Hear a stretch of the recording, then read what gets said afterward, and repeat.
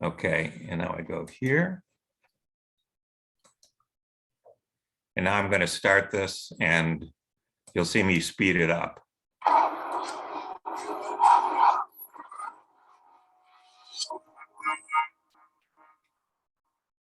Very happy to be here, at least virtually. And I'm realizing that I think I last went to a talk at the Royal Institution in 1975 when I was 15 years old, 45 years ago. And the fact that I remember that talk, it was about liquid crystals, is probably a good sign. But one of the things that I was thinking about is what has changed in the world in the last 45 years? And I think at sort of an intellectual level, the single most important change that we've seen has been kind of the rise of computation, both as a practical, technological kind of thing and as an intellectual kind of thing and a way of thinking about the world. And I've been fortunate enough to be involved in a bunch of things that happen both on the technology side and on the intellectual side in sort of the rise of computation. One of the things that I had long been thinking about is, could this kind of computational paradigm that we've been building be helpful in understanding sort of a pinnacle problem of science, kind of how the universe is fundamentally constructed, what the fundamental theory of physics is. And I'm very excited that over the last year, we made just spectacular progress in that. Progress I didn't think was necessarily going to happen for 100 years. I mean, we've been greatly helped by the fact that 20th century physics was so successful with general theory of relativity, giving us ideas about gravitation, quantum field theory, giving us ideas about particle physics and so on, leveraging those two approaches and now injecting this computational paradigm. We've managed to make, I think, spectacular progress, and I'm actually very confident that when it comes to sort of finding the fundamental theory of physics, if we think of that as sort of climbing perhaps one of the tallest mountains of science, we haven't got to the top of the mountain yet, but I'm pretty sure we're on the right mountain now. And it's pretty exciting to kind of see the view from where we are so far. I want to talk about that a bunch today, but I thought I would start off by talking a little bit about this idea of computation. And maybe I can tell you a little bit of my personal history and sort of how I've come to be involved in these kinds of things. Back when I was listening to that talk at the Royal Institution back in 1975, I was an American, a high school kid at school in England, and I had gotten very interested in physics. I guess I probably was right around the time I was had discovered that yes, a kid could do research too, and was starting to do things like publish papers about physics and so on. But there was this one thing really sort of holding me back from doing physics, which was there was all this, as that seemed to me, very mechanical mathematical calculation to be done, which I wasn't particularly good at and which I didn't find very interesting. But I just about discovered at that time these things called computers that I thought could be made to do a lot of those sort of calculational things that I didn't want to do in physics. So I kind of started using computers as a tool at first to do physics, and sort of quickly evolved to the point where that was a key part of being able to make progress in physics. But then a few years later, I sort of became a physicist. I was involved in particle physics and cosmology and things in the late 1970s, which was a kind of a golden age and those kinds of things. It's kind of fun that things one did when one was a teenager sort of still people care about today because one happened to do them at a time when a field was in sort of rapid growth. But I got much more deeply involved in understanding how one could do things computationally and understanding what sort of the foundations of computation were. And I then started thinking about, okay, I'm trying to make progress in understanding how the world works and how nature works and so on. And I got thinking about how do I make models of all of these complex phenomena that we see in nature, whether it's biological phenomena, whether it's complex fluid flows, whether it's all these kinds of things. And so my first instinct was, well, I'll go back to those sort of mathematical physics methods that I learned from doing things like particle physics and so on. But it turns out those didn't work very well in kind of understanding how to model these more complex phenomena in nature. And so I sort of started thinking, okay, we've got this idea of making models of things, having formal models where we can write down some kind of abstract system and say this is going to be a representation of how the world works. What kind of abstract system can we use to represent how the world works? Well, we have been using for the last 300 years mathematical equations. That was the kind of Galileo-Newton sort of idea, was let's roll in mathematics and a particular calculus as a way to describe the world. Let's write down differential equations that describe the motion of the Earth around the sun or whatever else it is. But so I got to thinking, okay, can we generalize this idea of making abstract models of things to go beyond the specifics of mathematical equations? And at the time, this sort of paradigm of computation was something that I knew something about. And I kind of started thinking, well, what if we use more general rules for things? Rules that can be represented as, let's say, simple programs, rather than rules that can necessarily be represented as mathematical equations. So that kind of got me into the question, sort of a basic science question of, okay, if the world is described by programs, what might those programs be like? And in particular, we don't imagine perhaps that the world might be described by programs that are these big, long, complicated programs of the kind that we write for practical purposes, so to speak, in doing the work that we do. They might be just programs picked at random, maybe very simple programs picked at random. They might be the things that are sort of running nature. So the question comes up, well, okay, what do those simple programs actually do? So that was something that one could try and do sort of analysis and try and think about it. But it's also easy to just do an experiment. In this case, it's not a physical experiment of the kind that the Royal Institution is famous for. It's more, it's a computer experiment. It's much easier for somebody like me to actually get to work. So let me show you a computer experiment that I did first in the 1980s, early 1980s. But it took me a while longer to realize kind of its significance. So I was interested in looking at the very simplest possible programs. And these programs, they're things that get called cellular automata. And they just have a line of black and white cells. So just a line of cells, each one is black or white. And then there's a particular rule. Let me, I can do this live here. Let's just make one of these. Let's say this one.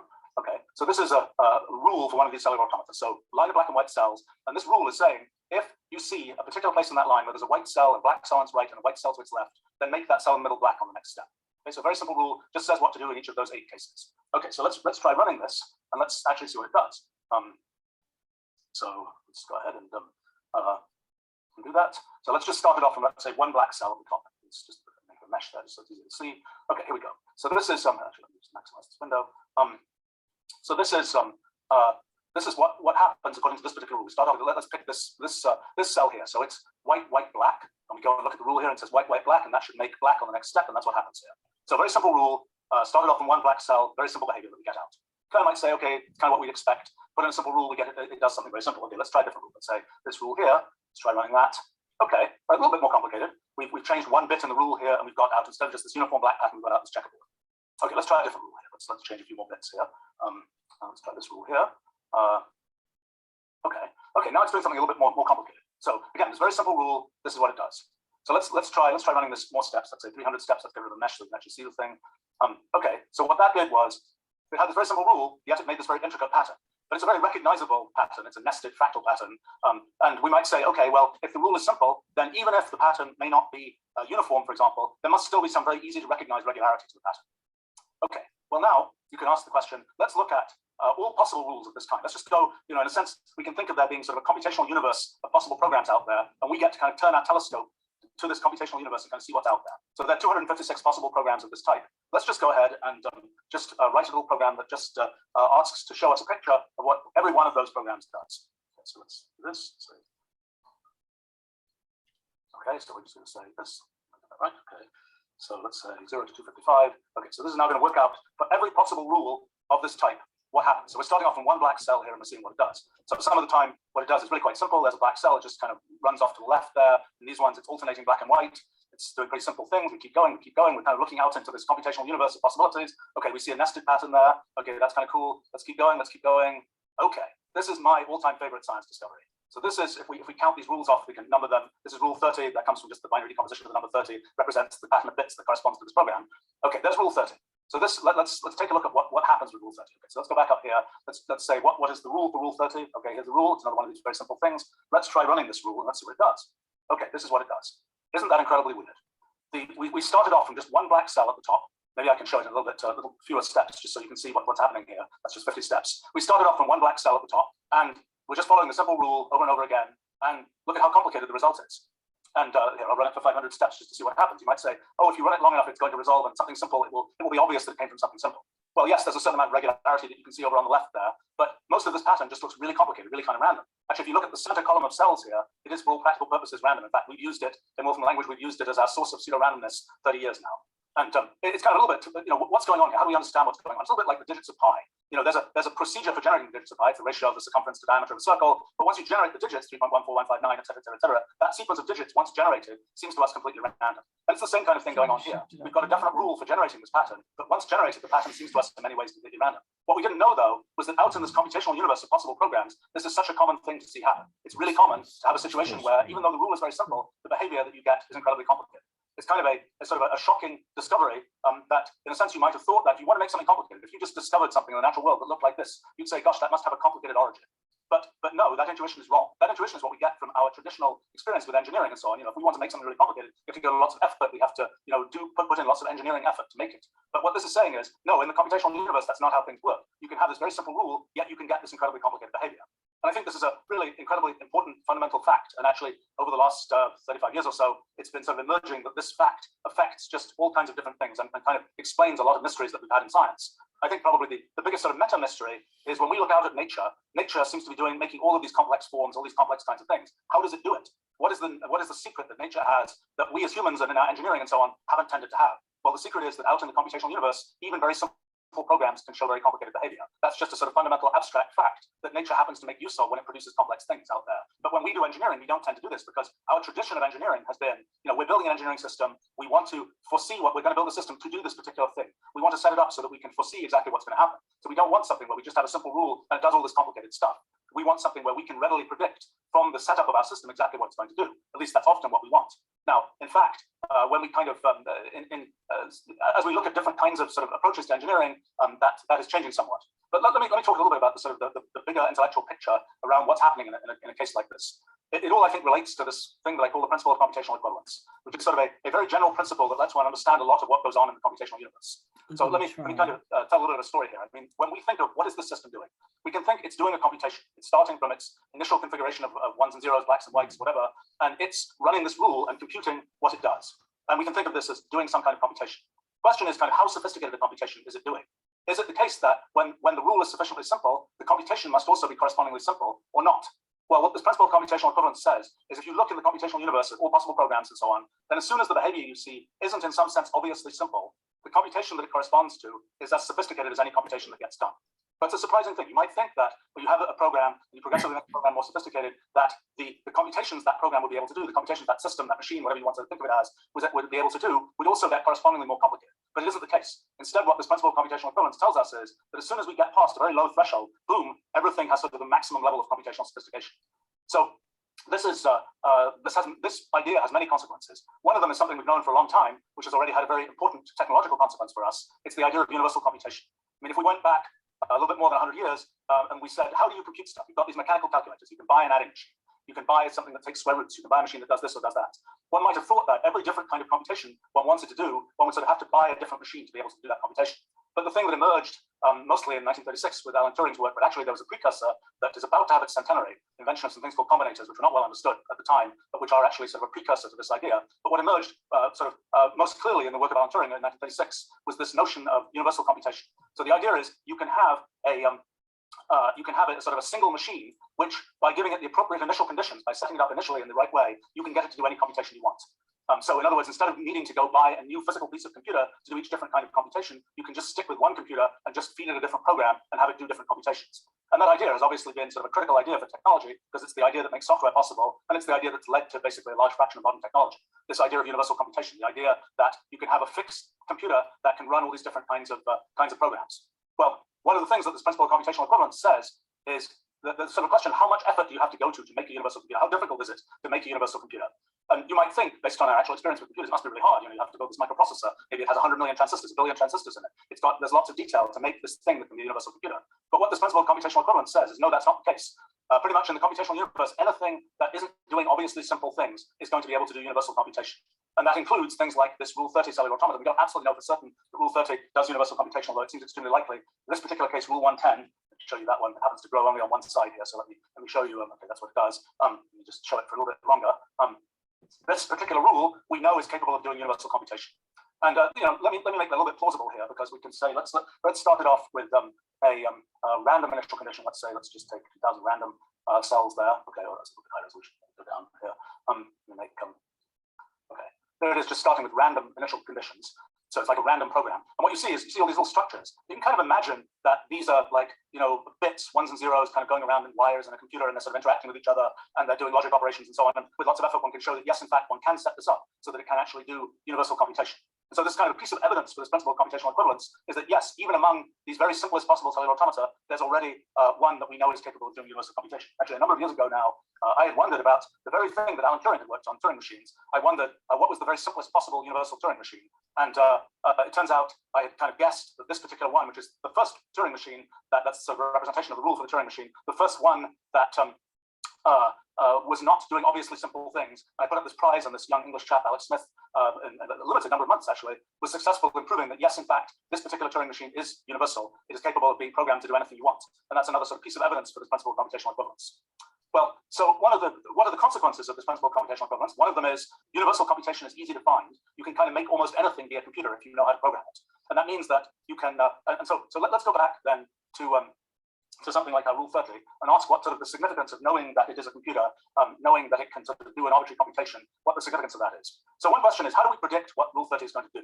Well, one thing we can do is just run it and see what happens. This was 500 steps. We can run it for 500 steps and kind of see what it does. But we might say what science is supposed to tell us is how to make predictions, how to jump ahead and not just have to run every step, but how to say, we know what the answer is going to be. We don't have to run every step. And in a sense, in the tradition of mathematical science, that's been something that we've routinely been able to do. We want to find out where will the Earth be a million years from now. We don't have to trace the actual motion of the Earth for a million years. We can just plug a number into a formula, at least in the idealized two-body problem, and say this is where the Earth is going to be. We don't have to just follow through each of those steps. So that notion of computational reduction, of being able to be smarter than the system itself and say, yes, I know the answer, I know what it's going to do after a long period of time.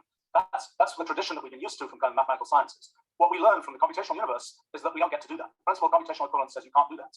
Because in a sense, what happens is if we're going to predict what this is going to do, we're going to say we as the predictors somehow have to be smarter than the system itself.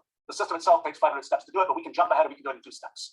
Well, the principle of computational equivalence says that's not going to work, because in fact, both this system and our brains, or our computers, or our mathematics, or whatever, they're all equivalent in the level of sophistication of computations that they can do.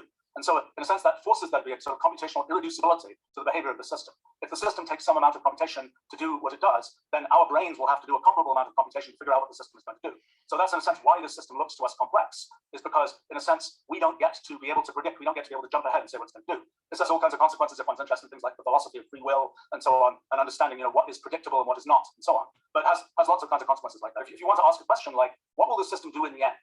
Well, let's take an example from Rule 110. Let's ask the question, if we run this for a bunch of steps, we can say, what will this do? We've got all these little structures that are running around here. Will these structures survive, or will they eventually die out? How will we figure that out? Well, this is a computationally irreducible system. So really, we're stuck with just saying, well, let's go tracing more and more and more steps to see what's going to happen. Well, we don't know how many steps it's going to take to resolve what's going to happen.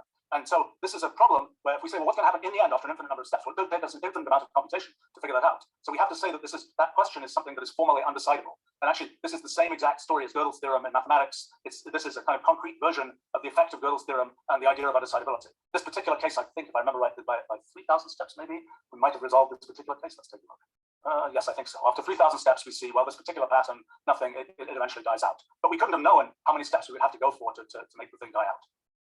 Okay, let's knowing that this computational universe has many sort of rich capabilities, what does that do for us? Well, it gives us a great source of models for things.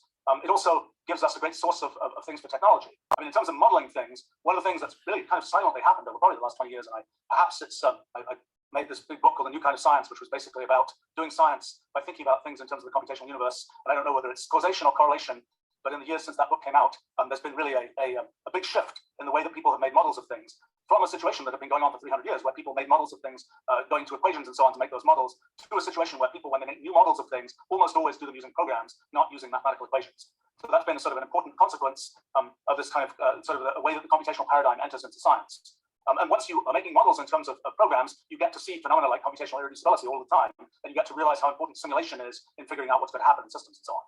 But another consequence is in technology.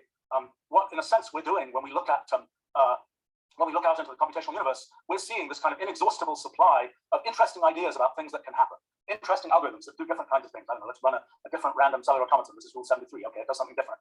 We can do like all these different rules. They're useful for different things. In a sense, we're able to take what's out there in the computational universe and mine it for different purposes. Of these 256, what I call elementary cellular automaton rules, it's been really remarkable over the last 40 years how many of them have found uses. I like rule 184, which I always thought was kind of a boring rule. Turns out to be the standard minimal model for road traffic flow these days. And kind of each one of these rules has a certain is a different kind of program. Okay, this is the minimal model for road traffic flow. These are kind of cars flowing freely. These are traffic jams starting up. But in any case, this is in addition to sort of mining these programs for models like for road traffic flow, we can also mine them for things that are of technological use. Like, for example, I mentioned that Rule 30 is a good source of random numbers. It's also a good way of making certain kinds of cryptography systems. So in a sense, we're going out into this computational universe, and we're finding things that we can consider useful for our technological purposes. Now, in a sense, this is something we've been doing forever with physics. We're saying, go out into the world. We notice there are magnetic materials. We notice there are, for example, liquid crystals, and we realize that yes, we can find a use for liquid crystals. We can make them into displays or whatever. We can. There's a thing in nature which we can use in a certain way, and so it is with the computational universe. There are these things that just exist out there in the computational universe, and some of those things we can kind of capture and mine for our technological purposes. And so there's kind of a way of thinking about sort of our relationship to the computational universe is more or less this. There are things that we humans want to do. There are goals we have, there are things we think about, and so on. And then there's this sort of ocean of computational capability out there in the computational universe. And the question is, how do we get to find the things that are useful for our particular goals? You might look at one of these cellular automatons and say, well, that's wonderful, it makes an interesting picture, but I don't know what it's useful for. Maybe it's useful for making art or architecture or something. Maybe it's useful for doing image processing. But when we have a goal, then we can go and kind of go out into the computational universe and see whether we can find a computational system that can satisfy this goal. So one of the things, and I don't want to segue too far into this, but one of the things that I've spent a large fraction of my life trying to do is to build a bridge between kind of what we humans want to do and what the computational universe makes possible. And kind of the main focus of that has been building a computational language that allows us to kind of express things computationally. So, we're interested. I've been using Wolfram language here to do the things I've been doing here. But you can I don't know what I could I could just pick up. I could do some random thing. Let's say I'll make some random graph, or I could say pick that random graph and show me what are the communities that exist in this graph, let's say, or I could say something.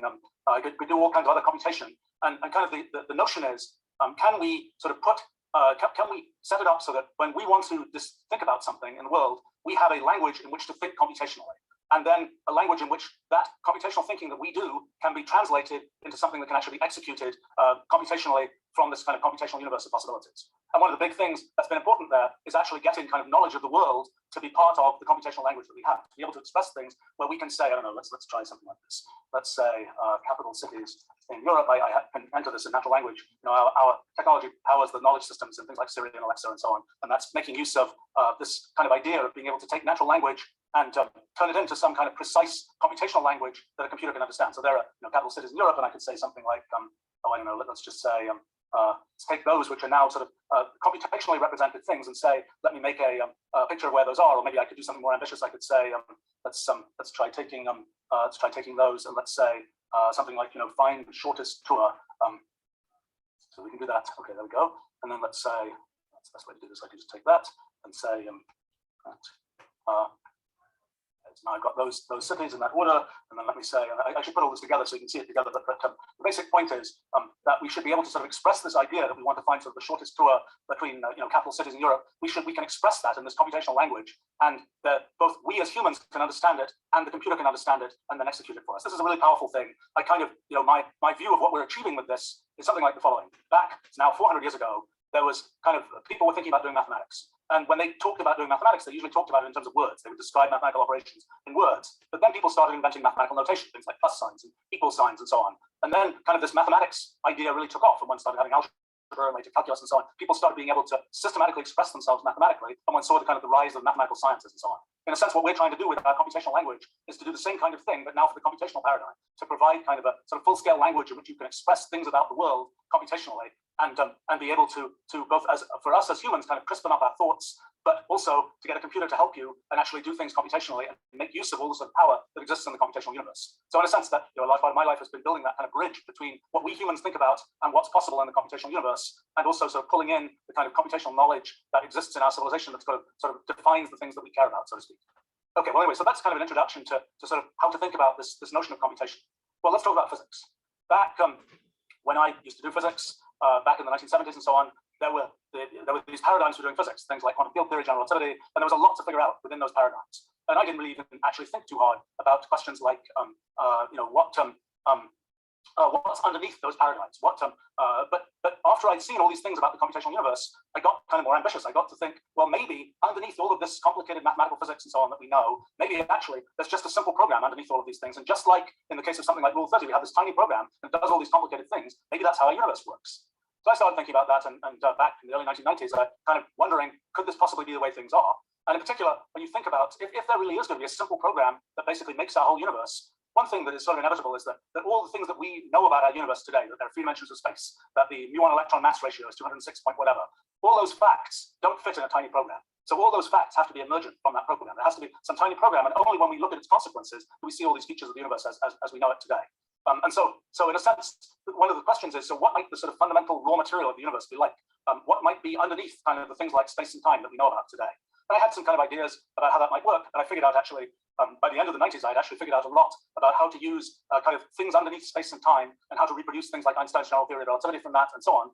And they were kind of one part of this book about a new kind of science. Really, the thrust of that book was exploring the computational universe as a way to understand things in the world. And I saw physics as just being a particular use case. People, I think, physicists at the time were like, oh no, we don't need a different way to do physics. We're good, but it didn't work out that way. It was, there's been sort of at different times in history, people are like, we're really close to having a fundamental theory of physics, but it didn't work out in the kind of traditional flow of quantum field theory and things like that. So, and for a long time, I had been kind of meaning to go back and kind of explore these ideas further. Didn't get around to it, and then about a year and a half ago, was it? A couple of young physicists interacted with me and said, look, you really, well, I had kind of a new idea that was sort of a technical advance in how to think about these kinds of things. But they were like, this really is too important to like let another 50 years go by and nobody look at it. We got to work on this. Actually, one of them, Jonathan Gorard, I think, is on this live stream, may already be answering questions and explaining things to folks there. But okay, so the result of this is that we were able to really make a lot of progress in understanding fundamental theory of physics. So let me try and describe a little bit about what we figured out. So first question is, what's the universe made of? So first, let me just show you, if you're interested in more details, there's this big website that has tons and tons of material on it. But there's kind of a visual summary on here, which is kind of the rough picture of sort of how we think the universe is built. So one question is sort of, what's the universe fundamentally made of? And so a fundamental question there is, what is space? Well, that's not a question people usually ask. You know, ever since Euclid, it's just been, well, space is this thing that things exist in. You know, you can take a point, you can put the point anywhere you want. The point has no extent, it's infinitely small, and you don't have to say where it is. But actually, we don't think that's right. We think that actually space is not a continuous thing where you can just put the point wherever you want. Space is discrete. It's actually made of a bunch of discrete points. Now, in a sense, we've seen this story before. When we think about something like water, we might say, well, water is a continuous fluid. We might say, well, we can pick any point in the water and there's still water there. But it's not true, because actually water is made of a bunch of discrete molecules, and you either hit the water molecule or you don't. It's a discrete kind of thing.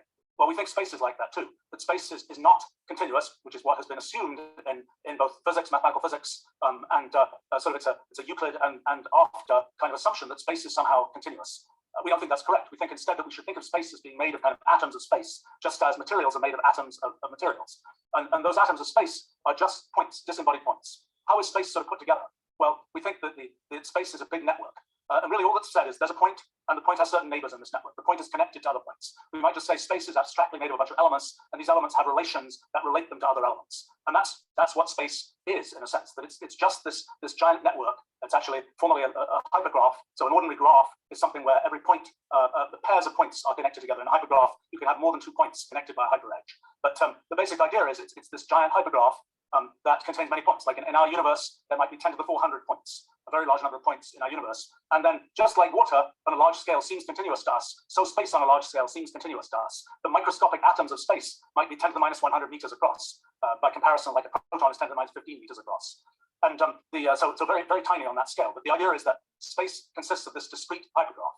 And then the question is, okay, so if that's the case, there's sort of what happens is on a large scale limit, space seems continuous and three-dimensional. On a small scale, it might not be that way at all. And it also is not to be guaranteed that space is three-dimensional as opposed to 3.1 dimensional, as opposed to something else. All of those things are determined. There's no sense in which these points exist at coordinates in space. They just have a relationship to each other. And it's an emergent thing that there's a large scale continuous structure to space. That's kind of the notion of what space is. By the way, I should say that there's a question of well, what exists in the universe? Normally in current sort of physics, we've thought of there's sort of a background of space, and then there's matter and energy and things that exists in space. In this model, it's very minimal. The only thing that exists in the universe is basically space. There's just this giant hypergraph, might have 10 to 400 nodes in it, and everything that exists in the universe is a feature of this hypergraph. Now, that might seem bizarre, but it doesn't seem quite as bizarre when you start looking at something like well, you know, for example, let's see if I can pull this up again. Here's one.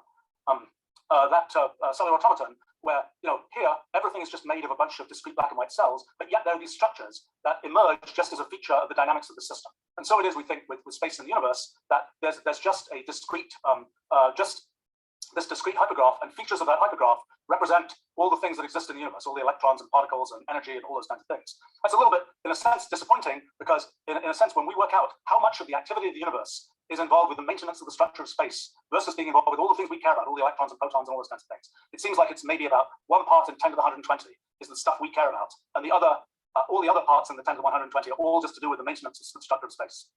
Okay, so how does that's sort of the structure of space? How does space? What happens in space? You know, what is the progression of time? So in our way of thinking about things, time is a process of computation. What's happening as time progresses is that this hypergraph is being progressively rewritten. There are rules that say, for example, if you see a piece of hypergraph that looks like this, rewrite it to one that looks like that. And all the time, all over the universe, this is what's happening. There's this structure, this hypergraph that represents space, and that structure is being continuously rewritten. And that progressive rewriting is the progress of time. And that kind of, this particular model of sort of the irreducible progress of time, this phenomenon of computational irreducibility that I mentioned before, is something that's fundamental to the progression of time. That also explains how thermodynamics works and a bunch of other things, that there's this kind of notion of computational progress is the progress of time. Well, so the first thing you might say is, okay, that's great, but how can that possibly be right? We've known since 1905 this idea of special relativity to kind of say that space and time is sort of the same kind of thing. How can you be saying that space is the extent of this spatial hypergraph and time is this progression of computation with time? Well, it's a little bit subtle, but here's how it works. So what happens is, when you are an observer embedded within this universe, so you're part of this hypergraph, there's a question of what can you actually tell about what's going on in the universe. And it turns out the only thing you can tell is about updating events and the relationship between updating events. In a sense, what you can see is every time one of these rules gets applied, it's like a little event that happens. It's a little thing that happens to this network. And you can ask the question, when you look at those different events that happen, what is their causal relationship? That is, an event maybe not able to happen yet because the input that it needs has to come from the output to some other event. And so there's that defines kind of this partial ordering of events that defines kind of this thread of causality, this kind of set of causal relationships. And from that, you build this kind of causal graph that represents the causal relationships between events. And it's, I mean, in a sense, a very extreme version of this. Imagine you're an observer in this universe. And imagine that in the universe, only one event is ever happening at a time. But where that event happens kind of runs around all over the universe. You might say that theory can't possibly be right. After all, I can see that things are happening elsewhere in the universe. But the point is, you don't get to see anything until that event has come to you, so to speak. So as that thing zips around, you're kind of frozen until you get updated. And you can't tell what's been updated until you're updated. And anyway, in the end, what you realize is the only thing you can actually sense is this kind of causal network of the causal relationships between events. Well, it turns out there's another important phenomenon that we call causal invariance, which has the feature that you might say, well, I'm saying, I think I forgot to say one thing, which is when you do these updates, there may be many possible updates that you could do in this network. And the question is, which one do you do first? Which one do you do later?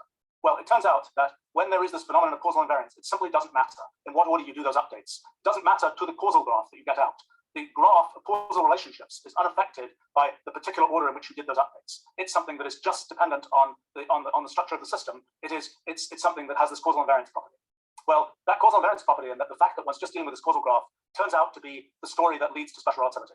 It turns out that the phenomenon of the idea that sort of physics is the same, whether you're stationary or going at 1/3 the speed of light, turns out to be just that those are just different ways to sample this causal graph, and you're so guaranteed to have the same causal graph because of causal invariance. And actually, you can go even further than that, and you can discover that when you look at the spatial hypergraph, you can start asking questions like, let me go into a little bit more detail here. You can start asking questions about the spatial hypergraph. Let's start looking at a few more details about how this works. So there's kind of a typical rule for the spatial hypergraph. And this is, let's say we start off with that initial condition. We can just run it. It's a little bit like the cellular automaton. We're just running it. And even though the rule is very simple, the structure that we get out may be pretty complicated. And if we change the rule, we'll get out different kinds of structures. We get all kinds of wild things happening. Now, just sometimes, here's a rule. It's another pretty simple rule. We run it. This particular case, we get out a structure that's rather simple. It's kind of knitting this kind of simple sort of fabric-like thing that looks to us just like a sort of a two-dimensional grid. And sometimes we can get, here's another one. This is another simple rule. This one creates a thing that looks like this. Now, when we're drawing these pictures, it's worth understanding that these are just ways of rendering this graph. The only thing we know for sure is how the points are connected. So this is the same graph, but just rendered in different ways. So that particular node will be connected to the same nodes, but here we're drawing it in different ways. So the question is, when we look at these graphs, and we imagine a very, very big one of these graphs, what is the effective dimension of this thing? In other words, if it was going to behave like a grid like this, what dimensional grid would it be? Would it be a one-dimensional thing, a two-dimensional thing, a three-dimensional thing? And how do we tell? Well, there's a pretty easy way to tell. Here's how it works. So let's say we have something which is a grid that we can readily say looks like a two-dimensional grid. We start at some point in the grid, we just sort of grow this region, progressively bigger region. And we say, how many points are there? If we go r steps here, how many points do we get to? Well, here it's r squared. It's making just a square. If we go to the version in another graph that happens to be drawable as the three-dimensional grid, then we do the same computation, the same way we look at the growth of this kind of region, it will grow like r cubed. And that cube, that third power, is the thing that tells us the effective dimension of this network. Well, we can do the exact same thing for one of these systems that we're growing from our underlying hypergraph rules, and we can work out, what is its effective dimension? It's just a plot that shows how to work that out. And in that particular case, the effective dimension is about 2.6. So for any one of these kind of, for many, not all, for many of these kind of hypergraphs and so on, there is a limiting dimension. There is some definite value of the effective dimension of the thing when viewed as something which is sort of a large-scale continuum thing. Well, it turns out not only is there a dimension, there can also be a curvature. So in this particular case, we say, well, that's roughly a two-dimensional grid, but it looks like it's curved. Well, you can work out curvature in kind of the same way that you work out dimension. You just say, we start from a particular small region and we start growing it and we say, what's the area of that region? So, the area of a circle pi r squared, but if you draw a circle on a sphere, its area isn't exactly pi r squared. It's pi r squared with a correction that depends on the curvature of the sphere. And you can do exactly the same thing with these hypergraphs, and from that you can work out the effective curvature of the effective continuum space that corresponds to the limit of this hypergraph. Okay, why is that significant? Well, it's significant because the whole idea of Einstein's general theory of relativity is this idea that space can be curved. The idea is, light always travels in what it thinks are straight lines. You shine a laser, it's going to go in a straight line. The question is, what's a straight line? Because on a plane, straight lines are ordinary straight lines, but on a sphere, on a curved space, straight lines aren't straight when you look at them from outside. And what's happening in Einstein's theory of gravity, the basic idea is the presence of mass and energy causes curvature in space, and then what counts as a straight line is deflected by the fact that there's curvature in space, and it's that deflection that is responsible for the change in motion that's associated with gravity. Okay, so in our models, we get the exact same thing happening. We get that the limit of these hypergraphs has curvature, and we can work out, it turns out, it's the big clue very quickly that I knew from a long time ago, that the correction term is proportional to a thing called the Ricci scalar curvature, which is exactly the thing that occurs in Einstein's equations. So what we discover in the end is that the large scale limit of our of the behavior of our network behaves just like physical space according to Einstein's equations, according to Einstein's general theory of relativity. In a sense, it's analogous to the following thing. If we look at a fluid like water, we've got a bunch of molecules bouncing around, and we can say, what are the continuum equations which are satisfied by the continuous fluid, thought about in terms of velocities and things like that, rather than in terms of individual molecules? That same kind of derivation we can now do for space. We're making space out of atoms of space, and we're looking at what is the continuum equations that arise from that. And the continuum equations, very, very cool fact, end up being exactly Einstein's equations. Now, the way Einstein's equations are set up, there's sort of two pieces. One is the vacuum Einstein equations, what happens when there's no matter around, and the other is the Einstein's equations in the presence of matter. And my window here. The question is, how do we figure out? I said that matter is just a feature of this spatial hypergraph. But one of the things that's important about matter is energy.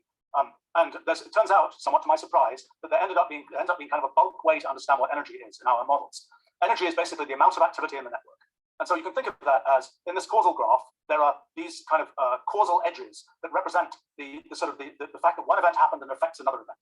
Well, if we look at the flux of causal edges, sort of through what are called in relativity theory space-like hypersurfaces, that is kind of the constant time surfaces. If we look at sort of how much activity is happening through time, that amount of activity, flux of causal edges through space-like hypersurfaces, more formally, is precisely energy density in our models. So in a sense, a feature of the causal graph gives us energy. A feature of the causal graph, the flux sort of sideways through time-like hypersurfaces gives one momentum. And it's very kind of nice. One can quite easily derive E equals mc squared from this, which is something we haven't been able to derive before. It's just been a fact of nature before. We can derive that from properties of these causal graphs and so on. Well, so when we have this idea of energy associated with these causal edges, that it turns out that the way that energy enters there gives us precisely the full version of Einstein's equations. Let me explain one piece of this. So one of the things that's important in thinking about space-time is this idea of GD6, shortest paths, the kind of what a straight line is, even though space may be curved, so the line may not really be straight. So this notion of GD6 are what particles which aren't acted on by forces other than the forces associated with the curvature of space, gravity, they're the paths that they follow. So the question is, what do GD6 do in our models? Well, it turns out that GD6 are deflected by the presence of causal edges. And that's something you can kind of, not super hard to see that has to be the case. But it turns out that the amount of, so when there is energy present, there are causal edges. When there are causal edges present, there is a deflection in GD6. And that deflection in GD6 is precisely the deflection that's associated with the force of gravity.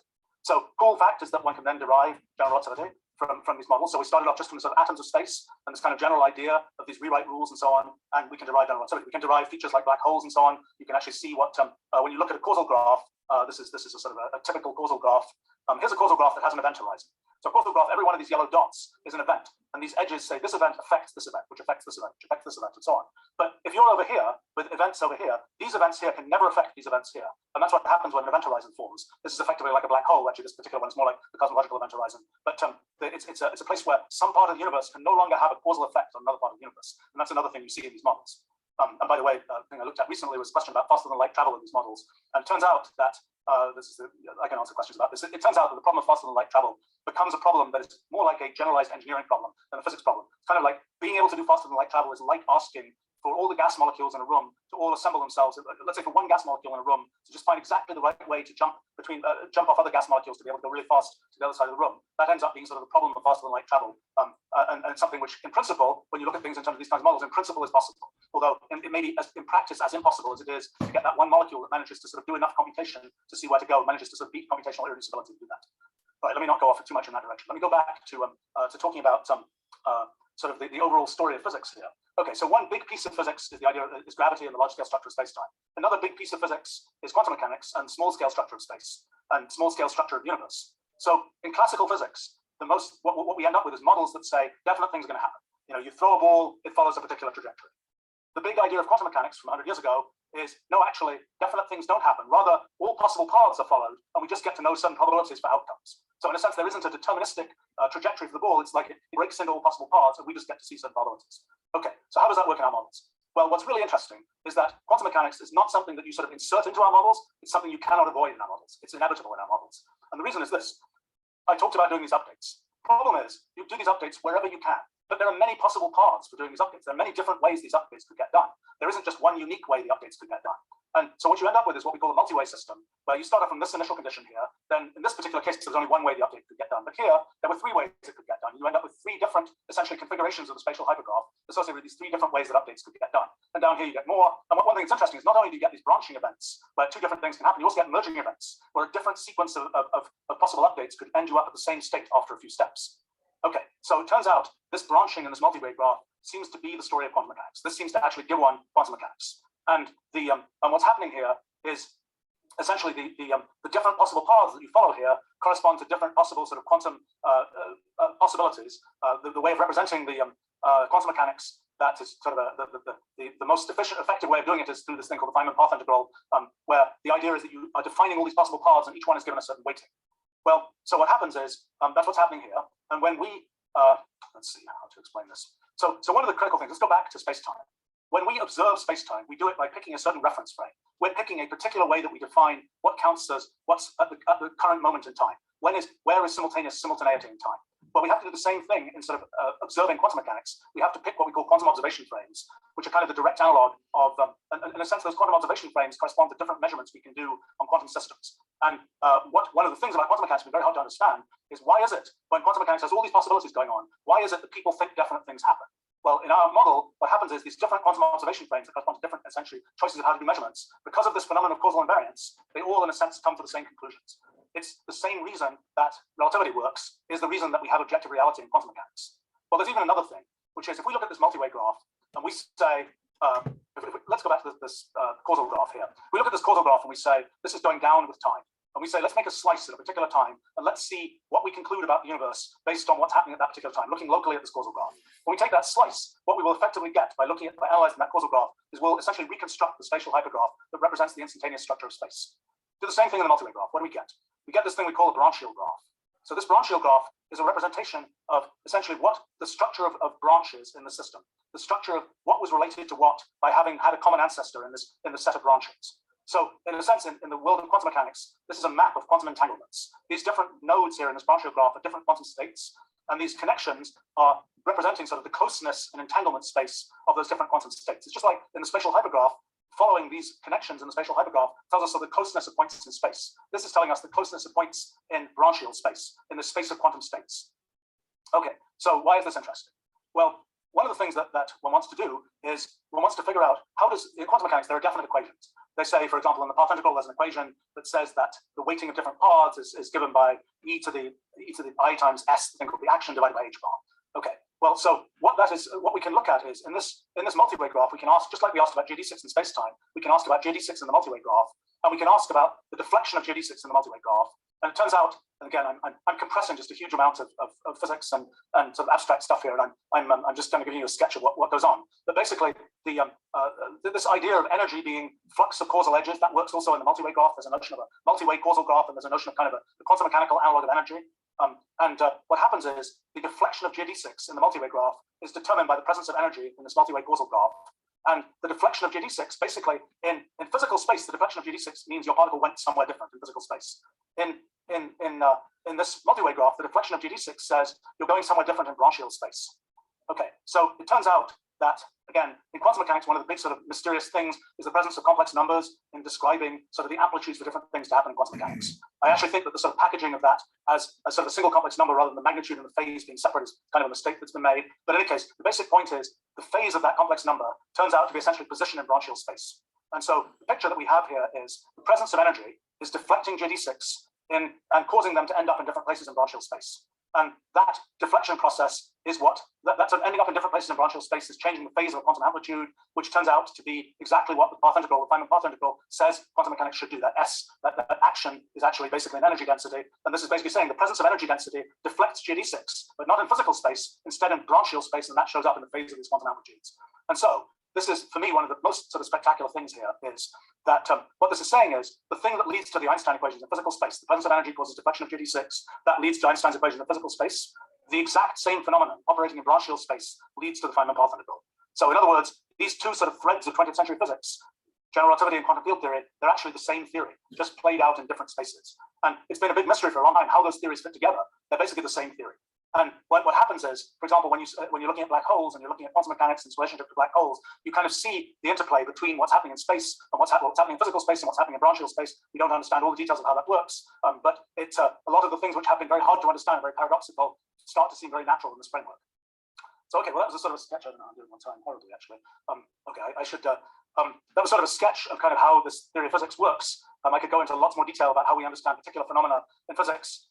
Let me sort of end by talking a little bit about what do we learn from the fact that this seems to be how the universe works. And we can go into more detail about how we understand different phenomena in physics from this model, but it's going really, really well. I mean, we're progressively looking at different phenomena in general relativity and quantum mechanics and so on, and understanding how those things work. We're gradually understanding all sorts of kinds of experiments that one could do that would probe aspects of the universe that we haven't, in many cases, thought to look at before, that are informed by these models. Actually working out, the deflection of light in this situation should be 1.7 times that. That's a lot of hard work, and we haven't got to that point yet. We're more at the point of saying these are kinds of things you should look at, like dimension change in the universe. Like in the early universe, maybe the universe started infinite dimensional and gradually cooled down to the point where it's three-dimensional, but maybe there are signs of dimension change that still exist that are detectable in the current universe and so on.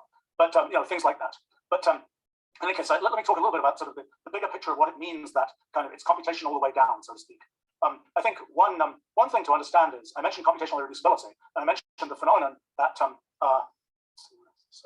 I mentioned this phenomenon that when you run a system, you may not be able to predict quickly what it's going to do. You may just have to follow each step and see what happens. Well, obviously that could be a real killer for a theory of physics, because it could be the case that yes, we got the right theory, we got the right rules for our hypergraph, but running it for 10 to the 100 steps to find out what happens after 14 billion years is undoable.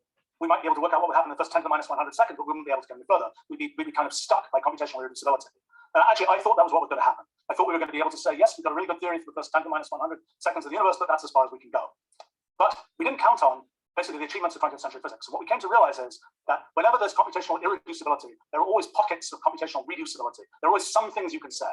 And what happens in this case is those pockets of computational reducibility are precisely 20th century physics. There are two big kinds of things one can say, one about general relativity, one about quantum field theory, and they both manage to slide through kind of this general irreducibility. So it's as if underneath, when you look at all the details, it's all irreducible and there's nothing one can say. Just like you look at some water, underneath all the molecules are bouncing around in very complicated ways, but nevertheless we can say that the overall flow works in this or that way. In a sense, it's sort of inevitable this has to be the case because we know that there are things about the universe that are predictable. We expect from the principle of computational equivalence that there will be computational irreducibility. But yes, in a sense, the way that we operate in the universe has to be such that we're kind of keying into those aspects of those slices of computational reducibility so that we can actually make predictions about what's going to happen in the universe and sort of lead our lives, so to speak. In a sense, computational irreducibility is what kind of makes it interesting. Because if everything was computationally reducible, we'd be able to say, well, I live my life, but I already know the answer is 42. I don't need to go through all these steps of living my life. I already know the answer. Computational irreducibility tells you that actually, no, that's not the way things work. There's sort of an inexorable thing that's achieved by the passage of time. It's this irreducible computation that's achieved by the passage of time. So in a sense, what we're seeing, 20th century physics represents the pockets of computational reducibility in this kind of bed of computational irreducibility. So then the question is, sort of the big question is, okay, let's say we find a rule, and we haven't found one yet, that reproduces all known features of physics. We found rules that reproduce, when any particular rule reproduces certain features of physics, we haven't found a single rule that together does all the things it needs, finite dimensional space, particles, et cetera, et cetera, et cetera. We don't have a single rule that does all those things. We know that within this class of rules, there are ones that do all those things, but we don't have a single one that does all those things at the same time. But let's say we had that rule. We could just say, here it is. I can show it to you. Let me present it to you. Here's the thing. I can write it down in a small space. There's this tiny program. It makes the whole universe. Okay, then isn't that really surprising? Because why should we have been the lucky ones who got that very simple to describe universe? Why, in a sense, that was sort of the story of Copernicus was, before 500 years ago, we were like, the Earth is the center of the universe, life, we're unique, there's nothing, and then the sort of the big realization, which came from a lot of science, was no, we're not unique. We're just, this random planet on this, the edge of some galaxy, et cetera, et cetera, et cetera. There's nothing special about us. So if we find the fundamental theory of physics and it's this little tiny rule, it's like, how come we got the little tiny rule? We didn't get the incredibly complicated rule.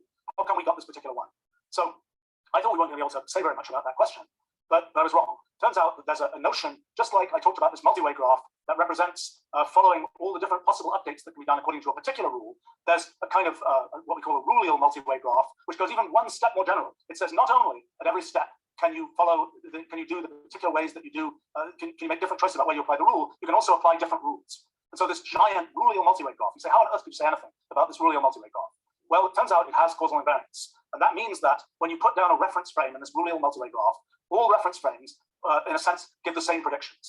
In a sense, what it's saying is there are lots of different ways that you can describe the universe, but within those description languages, it's always the same universe, just described in different ways. So just as reference frames in relativity correspond to different states of motion, reference frames in quantum mechanics correspond to different choices of measurements, reference frames in this rule space correspond to different choices of kind of the overall description language that you use to describe the universe. So, since I've spent a lot of my life as a computational language designer, this is kind of a fun conclusion for me, because in a sense, what it's saying is, what's going on is we have to come up, our project, Finding a Fundamental Theory of Physics, is essentially a language design project. It's saying, find a description language which is useful to us, which we can implement on our computers, and which represents the universe. And there isn't just one of them. There might be many different ones, but some of those description languages might be completely unsuitable for us humans.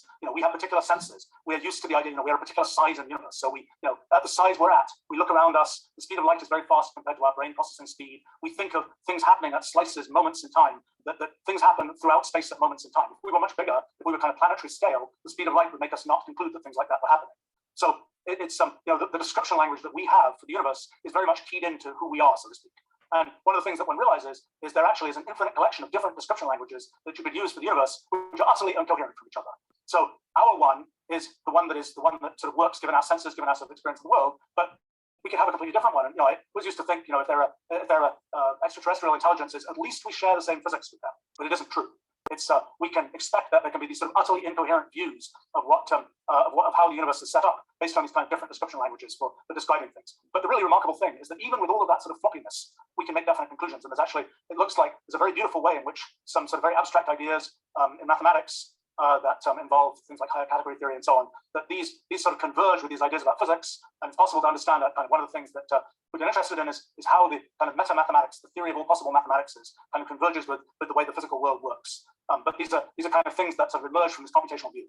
All right, I should wrap up here, but I think the main story here is, in the last 45 years, the big thing that's happened is this kind of idea of computation, about thinking about things in computational terms, thinking about programs as descriptions for things, both thinking about sort of the world at a practical level in terms of computational language, having this computational language to describe the world, to go from human thoughts to things that can be implemented computationally, in a sense, using that computational language to sort of enable computational X for all fields X. But then in particular, for physics, using this idea of computation to try and see how do we sort of drill down, how do we find out what's the machine code on top of which all the physics that we know and our universe operates. And I think the thing that for me is super exciting and very unexpected actually is that we're really at the point where I think we know basically what that machine code looks like. We don't know all the details of the instruction set, but we know what the basic structure of that machine code is. And we can see how all these different things that have seemed like they're very beautiful, but very incoherent in physics fit together. And it's one of the things that's been exciting is there have been a bunch of approaches to mathematical physics that have arisen, particularly in the last few decades, that are very beautiful mathematically, but don't necessarily attach to the way that physics has seemed to be done. And what I think our models have provided is kind of a Rosetta Stone that lets one understand how all these different very beautiful pieces of mathematical physics, how they relate to each other, and how also they relate to at least being idealizations of the kinds of things that happen in fundamental physics. All right, I should wrap up there. So thanks very much, and I'm happy to try and have questions, discussion as long as we can go. Thank you.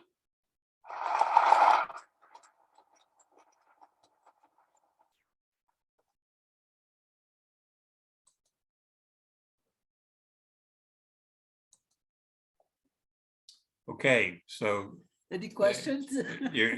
Wow. Well, I'm trying to explain to you in part why I think Wolfram is onto something. Okay, and remember, this guy, is received one of these MacArthur Genius Grants, 40 years ago, and he's still going at it. Okay, I mean, he arguably deserves it, and what he's doing, if this works out, and he's quite far along, as you can see, in terms of trying to crack this thing.